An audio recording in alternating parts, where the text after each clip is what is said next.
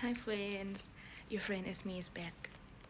2 days ago, 11th of January to be exact, I uploaded the video I recorded with my back camera for the first time, and it was in 4K. But I looked at that video like many times and I feel like, the fuck? Too serious. Like I looked too serious in that video, and I looked like I was too prepared, and I wanna make you feel like this, like I'm your friend, telling you stories, telling you things, gossip, but not about others' drama. It's about life. And I don't wanna feel like I'm your tutor telling you to do this, do that. I wanna be your friend that I can tell things I learned and what I've been through. Like I don't wanna feel like I'm sitting in front of you, but I'm sitting beside you, and I'm the one who understand you, because I'm also a person that have been through the same thing as you do, something like that. You understand, right? And another thing is like when I use front camera like this, I feel like I'm eye contacting with someone, even it's me and eye contacting with me, but it's like it's more accurate of the vibe of a friend, like maybe you will feel like I'm a friend sitting beside you and telling you things, and maybe you will feel like I'm video calling you right now. Maybe you will feel like I sent it with video to you. So I prefer this way though. I did that the back camera video for the sake of algorithm, and I think it's too serious and too prepared. So let's keep it this way, okay? But that back camera 4K video, it has one thing that I like, which is you can see my eyes really clear, and my eyes are my secret weapon. But right now, using front camera, I'm wearing filter because I'm lazy to do makeup, but my beauty is in 4K. And today's topic is about trauma. I'm not sure that this video will be so long or not, but I will try to speak fast.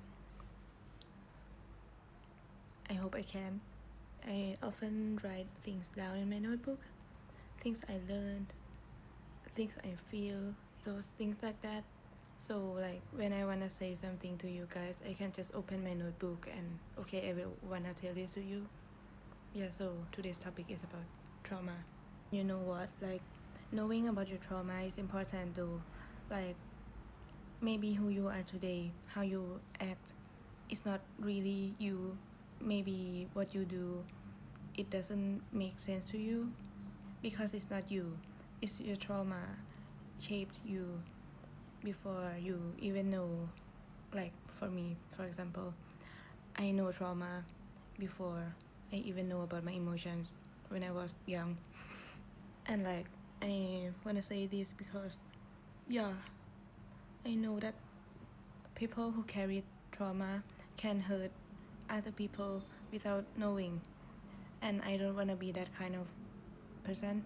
So I look at my own trauma, and it does affect how we are today, and it might feel like you are having superpower, not gonna lie. Like if you know all of your own traumas, if you already look and understand it, maybe what others do to you, you will clearly see that they did that to you because of the trauma. It's not about you. Like you can understand yourself, and you can even understand others at the same time.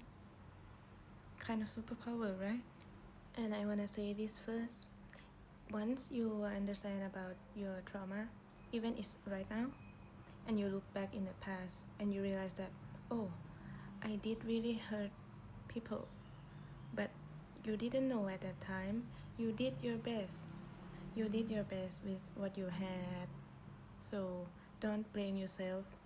Just understand it right now, and in the future, You know that you will not do that again. That's enough. Don't blame yourself. And the thing about trauma is it shapes you before you even notice.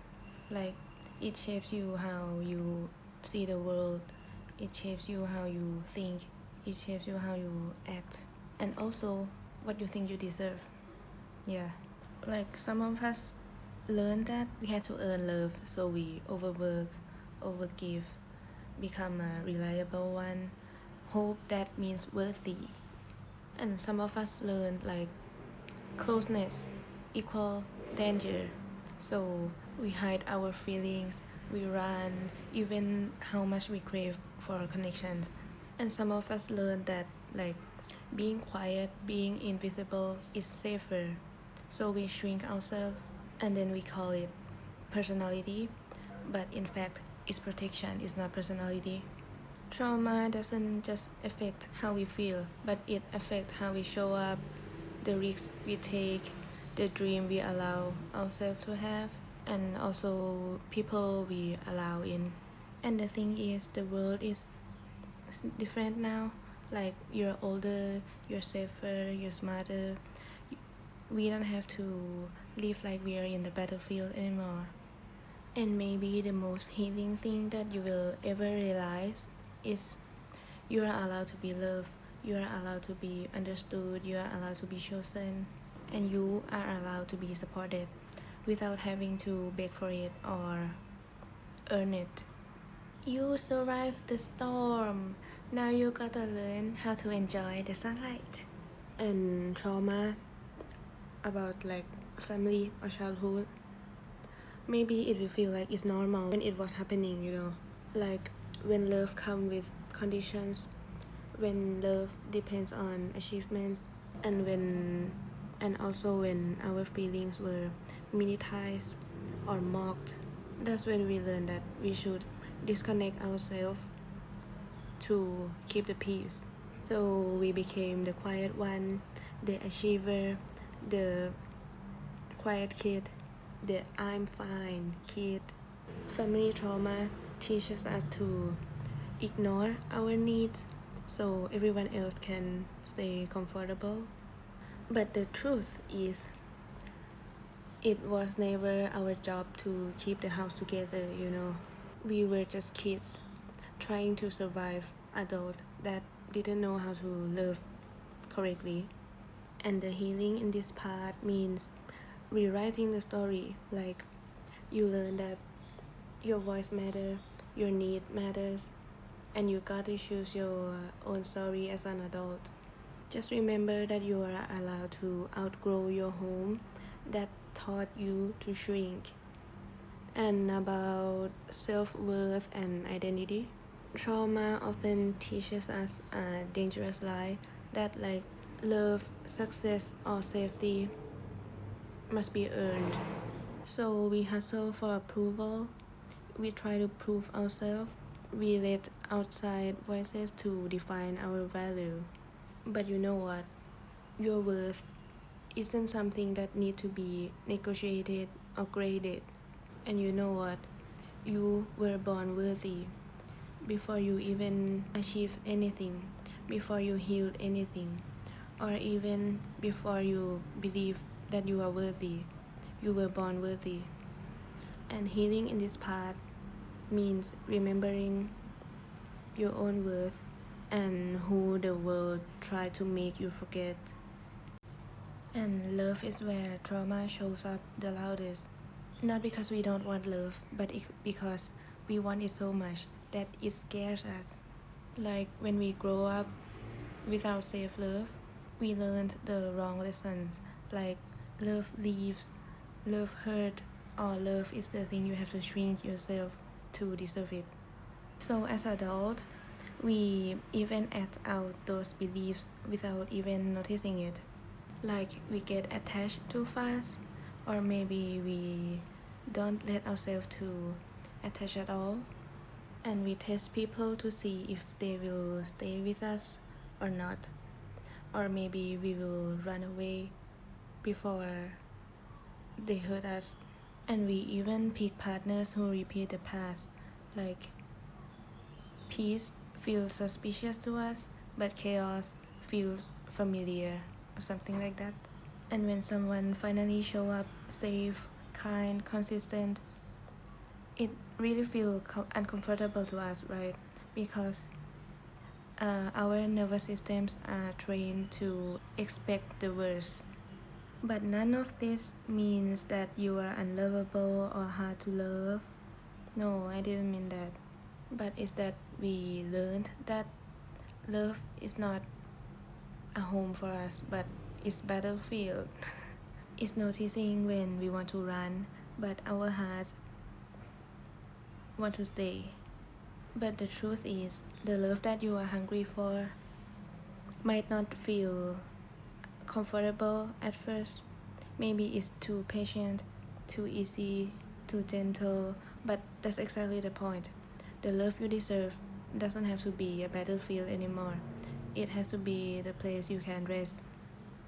And when your heart finally learns that not everyone getting close to you will hurt you, that's when love stops being a trigger and becomes a home that you can belong to. And you know what?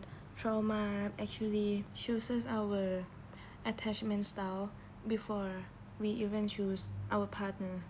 If you grow up like with inconsistent love, you will learn like anxious attachment, always afraid someone will leave, always reading between the lines, always think that it's your fault.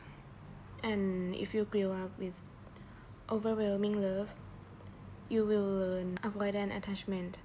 Like closeness feels suffocating, independence feels safer, vulnerability feels like danger. And what I wanna say is neither one is wrong. That was like adaptations. Like anxious lovers will say, please don't leave. And avoidant lovers will say, don't get too close because leaving hurts so much.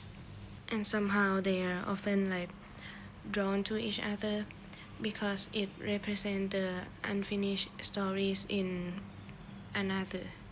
And healing begins when we stop treating our attachment style as our personality and start seeing them like wounds that want to be loved and understand differently.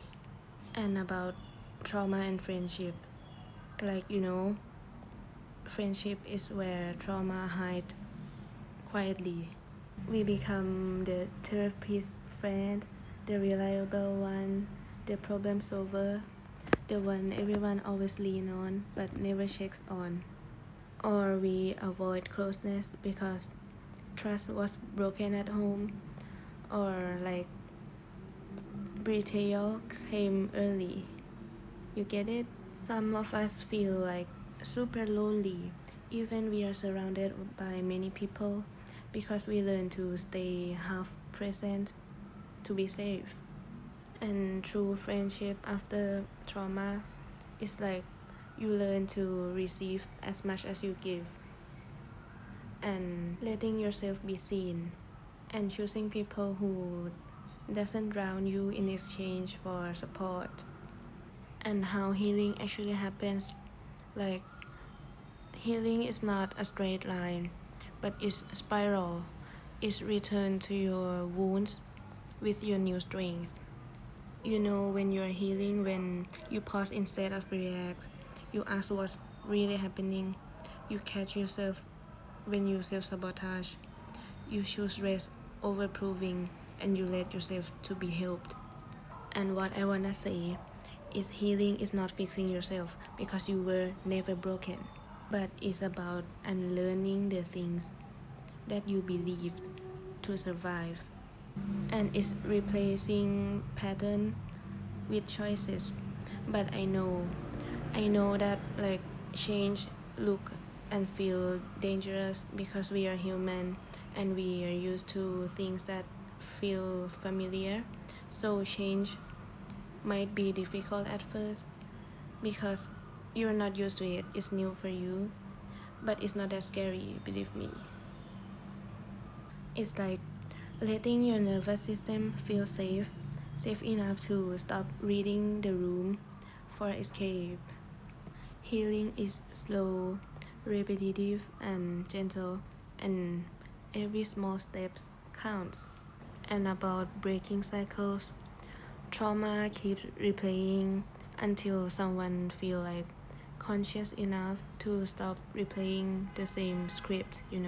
That's why we choose like the same partners, and we were in the same fight ever and ever again, and also hit the same emotional walls, and we always ask like, why is this happening to me? Like, why it always happened to me? But what I want to say is cycle repeat because the body is searching for resolution in familiar places. We don't like we don't attract what we want, but we attract what is familiar until we heal. But breaking the cycles doesn't mean like you will never get triggered again, but it's like when old pattern knocking on your door and you choose to open the different door, even your nervous system screams for the familiar one.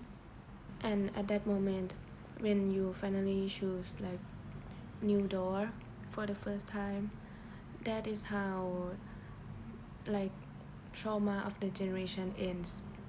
And after healing like who you become, I really want to say this: you will not become a different person, but you will become the version of yourself you were always meant to be before survival shaped you. You become softer, not weaker, open, not reckless, boundaried, but not guarded, and loving without losing yourself. And finally, you learn love can be safe, peace can be normal, you don't have to perform, rest is allowed, and support is deserved. Like, healing doesn't make life perfect, but it makes your life yours instead of a reaction to your past. And the most beautiful part of this, the healing phase, is that you realize that the part that you feared that you were was never real. The real you was waiting underneath the armor the entire time, and he or she is waiting for you to see. Hope your journey uh, goes well, and I'm sending you support from here. Catch it. Oh my god, this video will be so long. If you're still listening, thank you so much, and I hope that you can return to yourself safely with happiness. See you.